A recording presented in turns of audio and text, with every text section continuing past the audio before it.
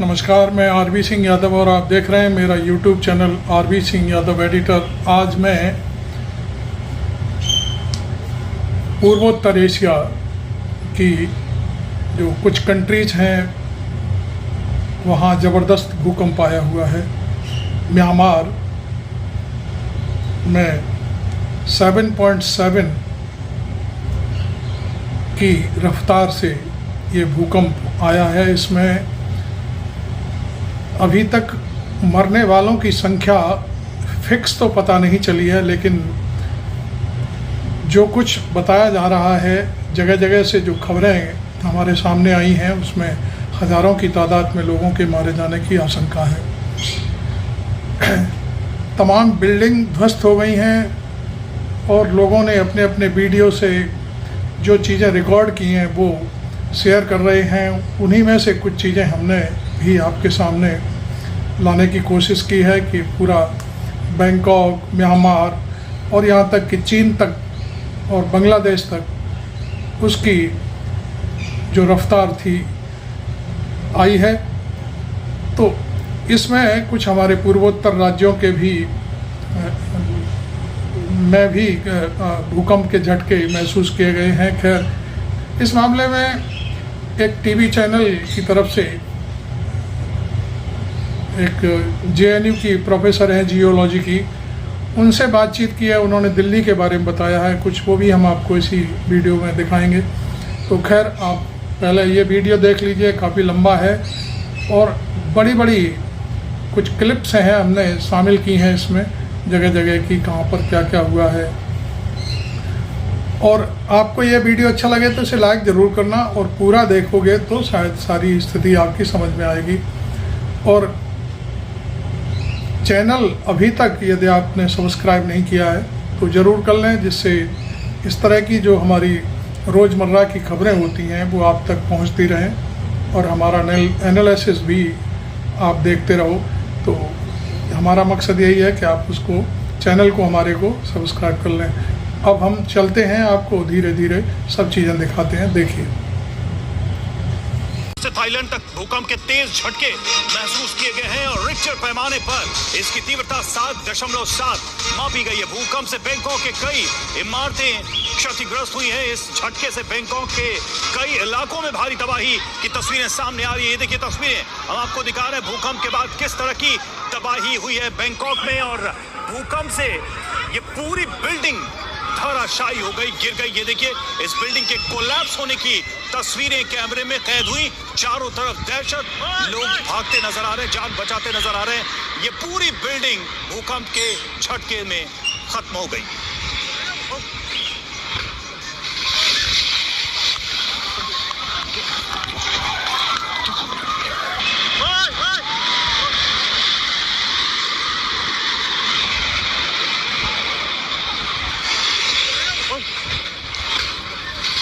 तस्वीरें इस वक्त आपको दिखा रहे हैं, बैंकॉक की तस्वीरें आपके सामने। बैंकॉक में भूकंप के झटके महसूस किए गए। म्यांमार और बैंकॉक, यहाँ पर भूकंप के झटके और जो तीव्रता है वो 7 से ज्यादा मापी गई है। और ये देखिए, ये अभी की तस्वीर आपके सामने, किस तरह से एक जो इमारत है वो धराशायी हो गई। भूकंप के इतने तेज झटके थे, लोग जान बचाकर भागते हुए नजर आ रहे हैं। एक निर्माणाधीन इमारत आपको नजर आ रही है। भूकंप के झटके इतने ज्यादा थे कि जो ये बहुमंजिला इमारत है इन झटकों को झेल नहीं पाई और उसके बाद धराशायी हो गई, जमींदोज हो गई। विनाशकारी तस्वीरें इस वक्त सामने आ रही है म्यांमार से, बैंकॉक से। ये तस्वीरें आप देखिए। और देखिए, ये आपको जो तस्वीरें हम दिखा रहे हैं TV9 भारतवर्ष पर एक्सक्लूसिव तस्वीरें आप देख रहे हैं। आप देखिए, एक साथ 3 तस्वीरें वहां के ताजा हालातों को सामने आ रही है। डरावनी है। इंद तड़वे पाई लेवल सर्कल लेवल है, वहां जो फ्लाईओवर थे वो हिलते नजर आए हैं। तो आपको ये भी बता दें कि म्यांमार में भूकंप का केंद्र जो है सेगांग इलाका रहा है और म्यांमार का सबसे लोकप्रिय ब्रिज, एवा ब्रिज जिसे कहा जाता है, जिसे देखने के लिए बड़ी संख्या में लोग पहुंचते हैं, वो चंद सेकंड्स में धराशायी हो गया। बताइए भी जा रहा है, चीन और ताइवान के बीच से है जहां भूकंप के तेज झटके महसूस किए गए हैं। हालांकि वहां से अभी तक कोई नुकसान की खबर नहीं आई है, लेकिन थाईलैंड और म्यांमार में भूकंप के झटकों के बाद वहां भारी तबाही देखने को मिली है। क्या बिल्डिंग, क्या हॉस्पिटल, रेस्टोरेंट्स, तमाम ऑफिस चंद सेकंड्स में धराशायी होते हुए नजर आए। लोगों ने ये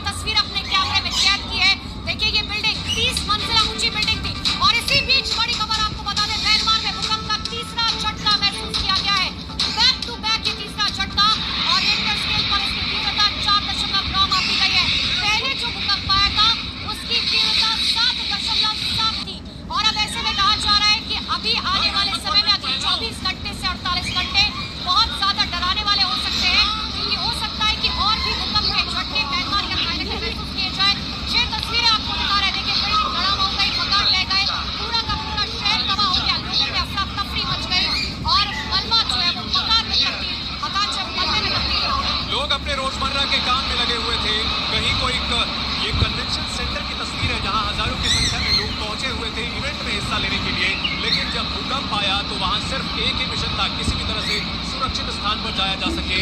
म्यांमार और थाईलैंड की राजधानी बैंकॉक की ये भयावह तस्वीरें हम आपको दिखा रहे हैं, जहां बड़ी बड़ी इमारतें सभी ध्वस्त हो गई हैं।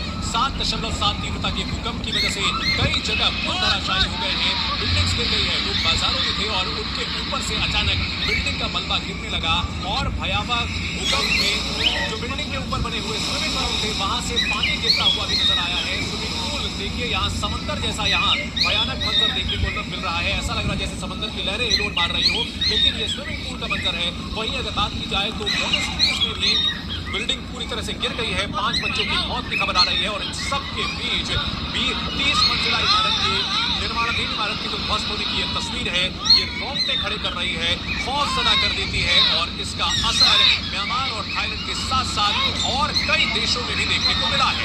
तो भूकंप की वजह से बैंकॉक में पूरी तरह से लॉकडाउन हो गया है। मेट्रो सेवाएं रोक दी गई है, शेयर बाजार में ट्रेडिंग थम चुकी है, एयरपोर्ट और सड़कें पूरी तरीके से बंद कर दिए गए हैं। लेकिन आपको बता रहे कहाँ भूकंप के झटके महसूस किए गए हैं। चीन, बांग्लादेश, म्यांमार, थाईलैंड ये वो इलाके हैं जहाँ सबसे ज्यादा भूकंप के झटके महसूस किए गए हैं।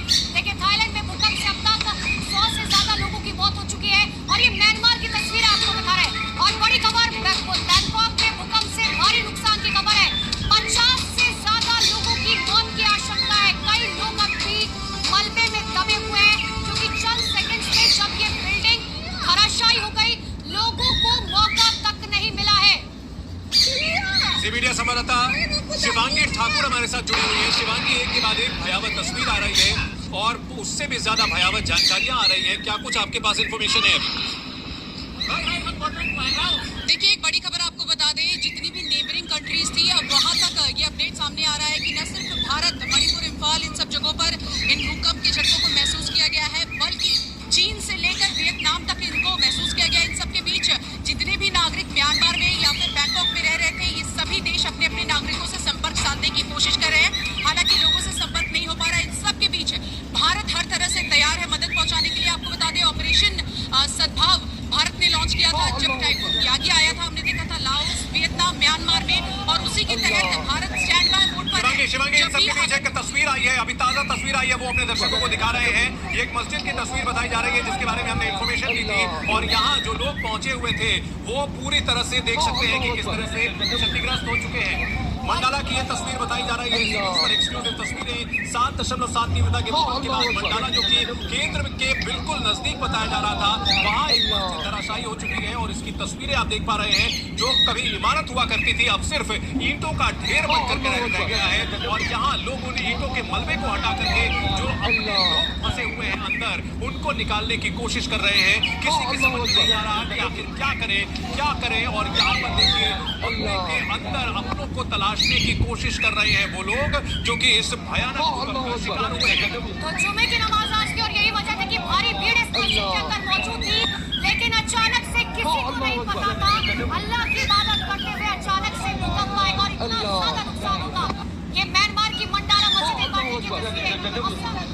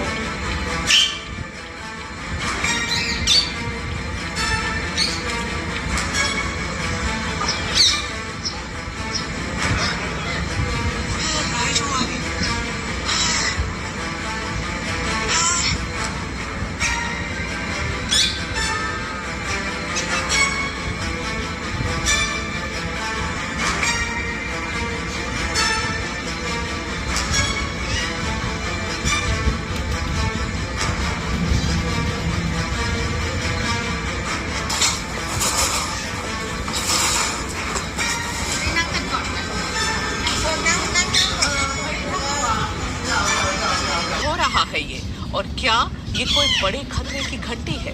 ये समझने के लिए आज हम बातचीत कर रहे हैं जयश्री सामवाल भट्ट से, जो कि Jawaharlal Nehru centre for advance scientific research जो बेंगलुरु में स्थित है, उसकी जीरो साइंस यूनिट में कार्यरत एक वरिष्ठ साइंटिस्ट है। जयश्री जी, आपका एबीपी न्यूज से बात करने के लिए बहुत बहुत धन्यवाद। मेरा पहला सवाल जो सबके जहन में, और मुझे लगता है दिल्ली में हर दिल्ली वासी के दिमाग में यही सवाल चल रहा है पिछले एक महीने से, कि क्या हो रहा है ये बार बार जो भूकंप के झटके आ रहे हैं और रेगुलर इंटरवल्स में, और जैसे मैंने कहा 7 दिन में 3 बार, तो ये क्यों हो रहा है, क्या हो रहा है यहाँ? धन्यवाद। मेघा जी, मैं आपको पहले तो ये बताना चाहूंगी कि जो भी गंगा के मैदानी क्षेत्रों में हाल ही में दर्ज किए गए जो भूकंप हैं, वो एक तरीके से सबकॉन्टिनेंट या भारतीय उपमहाद्वीप की सक्रिय भौतिक भूगर्भ वैज्ञानिक गतिविधियों को दर्शाते हैं। इसका मतलब है कि हमारा जो इंडियन टेक्टोनिक प्लेट है वो काफी टेक्टोनिकली काफी एक्टिव है। तो दिल्ली में अगर आप 17 फरवरी 2025 की सुबह जो रिक्टर पैमाने पर 4.0 तीव्रता का अर्थक्वेक आया था, दर्ज किया गया था, तो अगर हम नेशनल साइस्मोलॉजिकल सेंटर के अनुसार देखें तो भूकंप का केंद्र महज 5 किलोमीटर की शैलो डेप्थ पे था।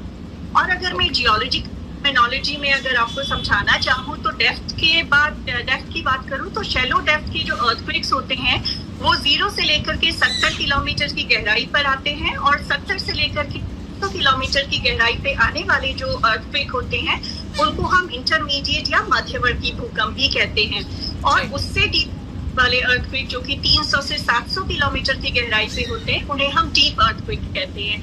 तो दिल्ली में अगर मैं सिर्फ अभी दिल्ली की बात करूं तो दिल्ली में प्रायः शैलो डेप्थ के भूकंप की घटनाएं ज्यादा देखी जाती हैं, और इस भूकंप के 2 मुख्य कारण हो सकते हैं। पहला जो कारण है वो है कि दिल्ली भूकंप की दृष्टि से उच्च संवेदनशील क्षेत्र है, क्योंकि यह क्षेत्र भूकंपीय क्षेत्र अगर हम जोनिंग करते हैं तो साइस्मिक जोन 4 में आता है, जहां 5 से लेकर के 6 मैग्नीट्यूड के भूकंप आमतौर पर देखे जाते हैं।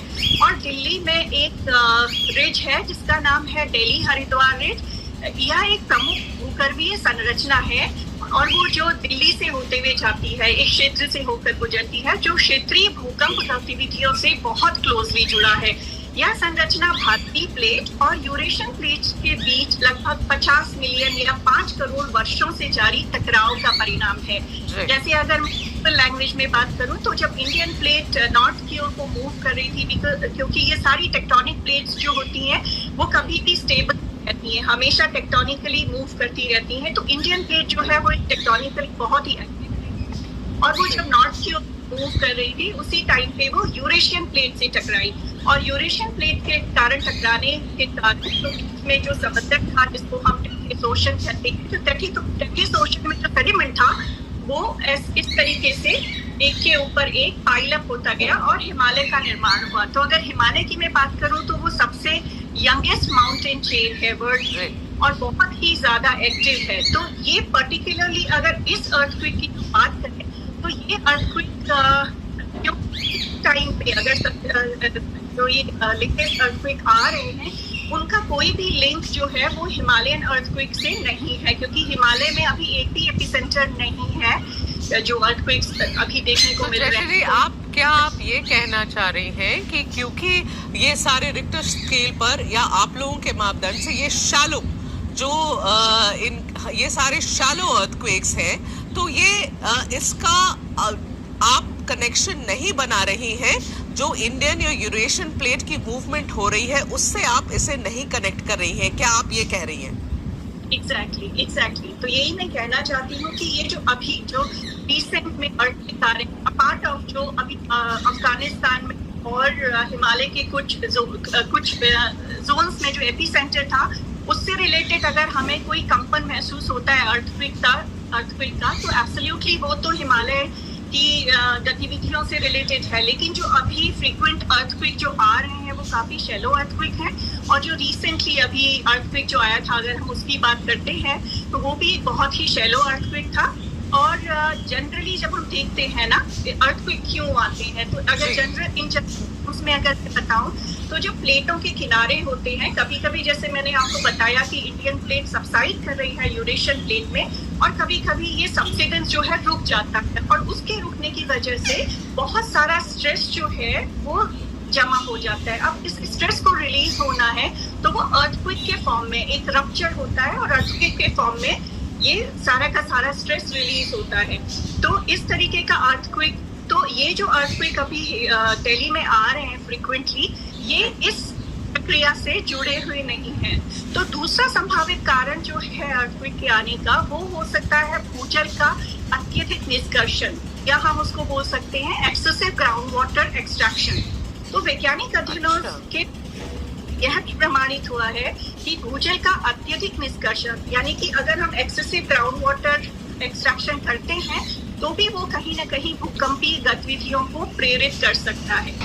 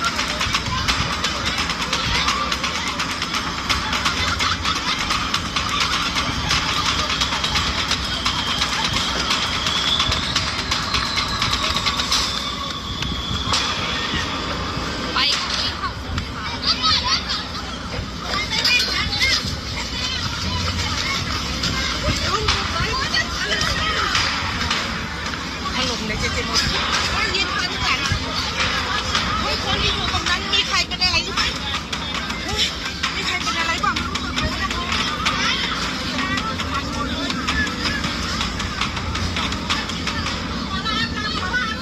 ไปค่ะฝุ่นค่ะรีบวิ่งค่ะพี่ลงสั่งนะไปค่ะพี่วิ่งค่ะมันฝุ่นค่ะ